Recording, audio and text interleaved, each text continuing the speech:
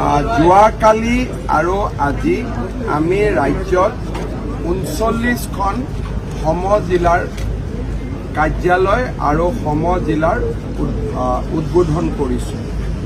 এই সম জিলাৰ কাৰ্যালয়সমূহে ৰাইজৰ দৈনন্দিন কাম কাজসমূহ সুচাৰুৰূপে সমাধান কৰাৰ ক্ষেত্ৰত এটা বিশেষ ভূমিকা পালন কৰিব।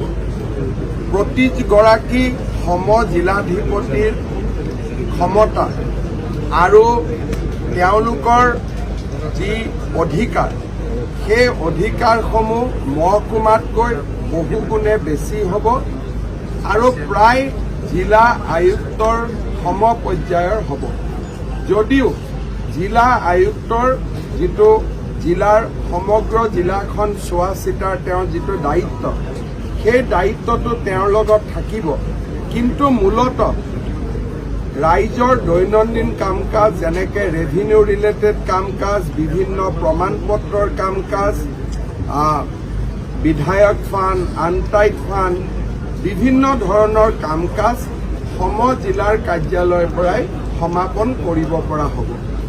ইয়াৰ ফলত আমাৰ প্ৰশাসনিক ব্যৱস্থা ৰাইজৰ ওচৰ চাপি যাব আৰু পৰ্যায়ক্ৰমে অসমৰ প্ৰতিটো সমষ্টিতে আমি সম জিলা সৃষ্টি কৰাৰ বাবে আমি প্ৰতিশ্ৰুতিবদ্ধ।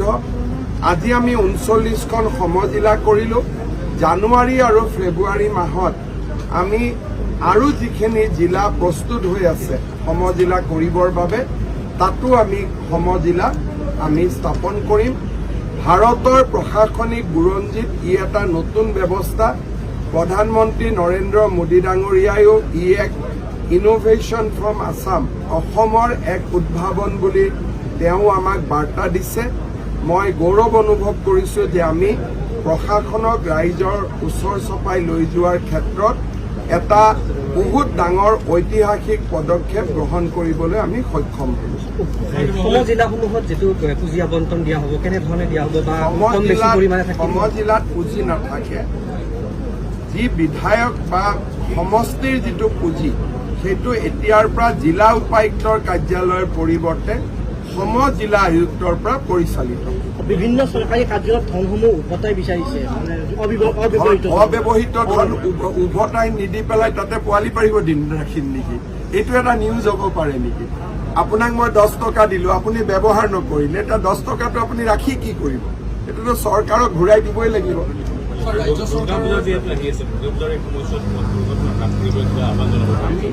চেষ্টা কৰি আছো। বেছিকৈ আকৌ হেলমেট টেলমেট লগাব ক'লে আপোনালোকে নিউজ কৰা আৰম্ভ কৰে ট্ৰেফিকে ফাইন লৈছে বুলি। গতিকে বুজাই বঢ়াই আছো আৰু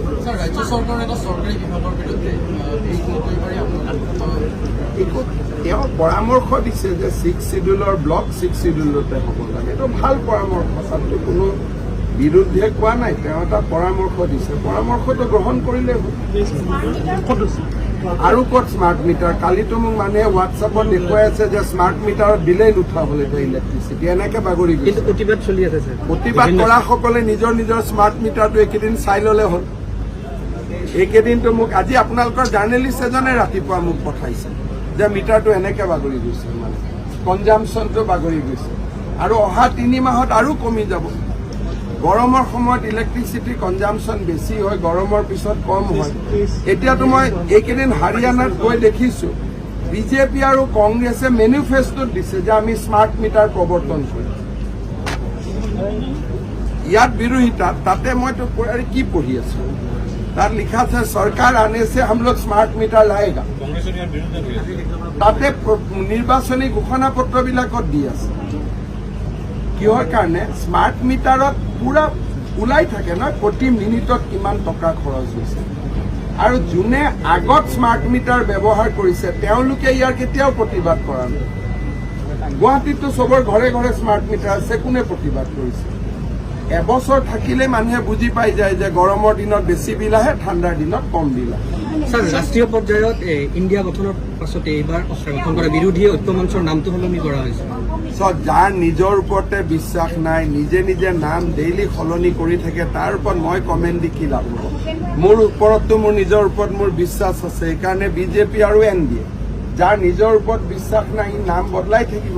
স্যাৰ কংগ্ৰেছে দুজনকৈ মুখ্যমন্ত্ৰীৰ পদৰ কথা কৈছে এইবিলাক কিয় আপোনালোকে মোক সোধে মই আপোনালোকক কৈয়ে থৈছোঁ যে মোক পলিটিকেল কুৱেশ্যন এবছৰমান নকৰিব ৰাইজৰ বহুত কাম কৰিবলগীয়া আছে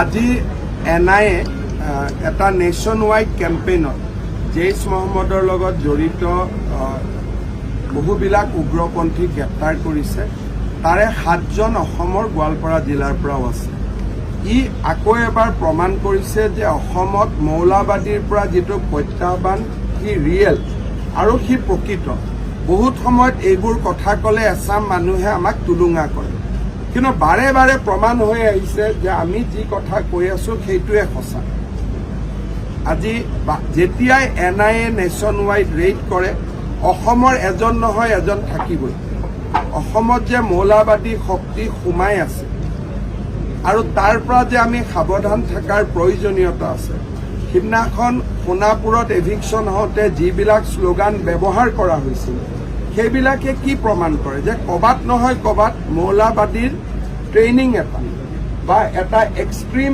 ইছলামিক ফাণ্ডামেণ্টেলিজিম মানসিকতা এটা ক'বাত অসমত নিৰ্মাণ কৰি থকা হৈছে কচুতলিৰ ঘটনা আৰু যোৱাকালিৰ এৰেষ্ট এইবিলাকে এইটোৱে প্ৰমাণ কৰিছে যে অসমত অহা 10-15 বছৰ পিছত আমাৰ খিলঞ্জীয়া মানুহসমূহে গভীৰ অনিশ্চয়তাত বাস কৰিব লাগিব আৰু আমাৰ কাৰণে জীৱন ধাৰণ কৰাটো ইয়াত বহুত মুস্কিল হ'ব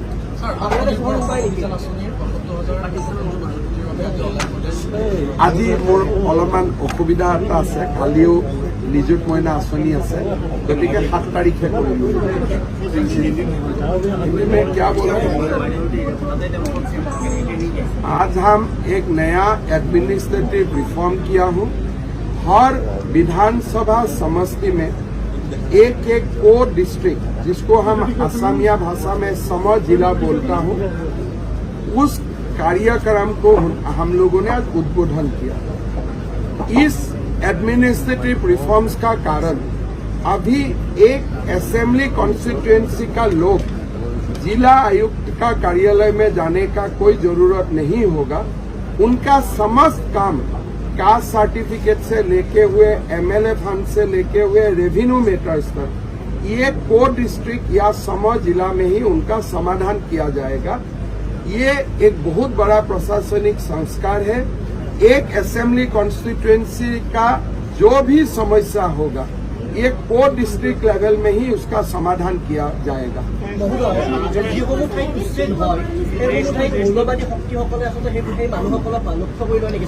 যেতিয়া ইয়াতে আপোনালোকে জানে যে কিছুদিনৰ পৰা আপোনালোকে টিভি নিউজত এইবিলাক নিউজ নাপায় হৰ্ষ মণ্ডল আৰু বিভিন্ন ব্যক্তি অসমত আজি 3 মাহৰ পৰা ঘূৰি ফুৰিছে আৰু হাইকোৰ্টৰ অৰ্ডাৰত যিবিলাক জাগাত আমি এভিকশ্যন কৰিছো তেওঁলোকক উচতনি দিয়াৰ কাম কৰি আছে আৰু যোৱা কেইটামান দিনত যোৱা 3 মাহত কেতিয়াবা আপোনালোকে আমাৰ অসম আৰক্ষীৰ লগত কথা পাতিলে গম পাব ডাঙৰ নেশ্যন ৱাইড এনেকুৱা ধৰণৰ শক্তিসমূহ অসমত যোৱা 3 মাহৰ পৰা ঘূৰি আছে যেতিয়াই কোনোবা তেওঁলোকে গম পায় যে কৰবাত ফৰেষ্টৰ কাৰণে এভিকশ্যন হ'ব কৰবাত ট্ৰাইবেল বেল্ট এণ্ড ব্লকৰ কাৰণে এভিকশ্যন হ'ব তেওঁলোকে মানুহক অৰ্গেনাইজ কৰা কামত নামি পৰে আৰু ইয়াৰ তথ্য আমাৰ হাততো আহে বহুত তথ্য আমি ৰাজহুৱা কৰোঁ বহুত তথ্য আমি নিজৰ লগত ৰাখি থৈ দিওঁ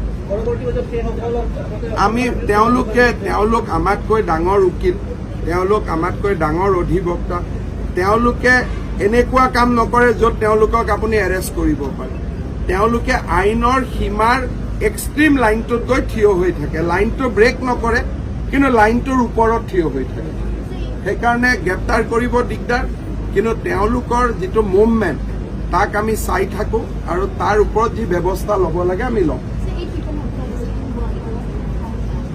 NIA ने आज नेशन वाइड एक अभियान चलाया था इस्लामिक फंडामेंटलिस्ट का खिलाफ असम पुलिस को भी जिम्मा दिया गया था 8 लोगों को गिरफ्तार करने का हम लोगों ने उसको गिरफ्तार किया और NIA को हैंड ओवर किया बाकी का जो विवरण होगा वो NIA ही आप लोगों को दे पाएगा ठीक है